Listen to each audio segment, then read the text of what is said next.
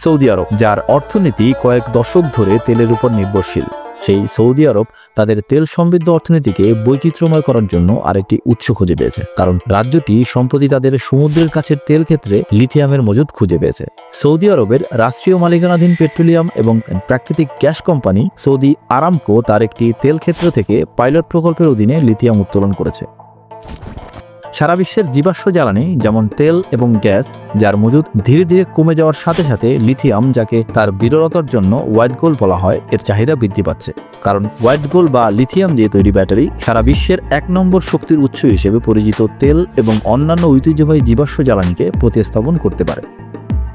Lithium ion দিয়ে তৈরি battery বর্তমানে বৈদ্যুতিক গাড়ি, ল্যাপটপ এবং স্মার্টফোন থেকে শুরু করে জরুরি লাইট, খেলনা এবং দৈনন্দিন জীবনে ব্যবহৃত প্রায় প্রতিটি ইলেকট্রনিক গ্যাজেটকে পাওয়ার দেওয়ার জন্য ব্যবহার করা হয়।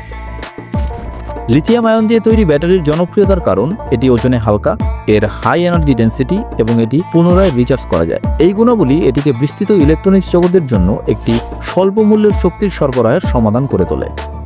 সৌদি আরবের খনি বিষয়ক উপমন্ত্রী খালেদ বিন সালেহ আল মুদাইফার ঘোষণা করেছেন যে শীঘ্রই তারা লিথিয়াম উত্তোলনের জন্য একটি বাণিজ্যিক পাইলট প্রোগ্রাম চালু করবে। King Abdullah university for science and technology থেকে চালু করা একটি স্টার্টআপ, যার নাম লিথিয়াম ইনফিনিটি, সৌদি খনি কোম্পানি মাদেন এবং আরামকোর সহযোগিতায় লিথিয়াম নিষ্কাশন প্রকল্পের নেতৃত্ব দেবে।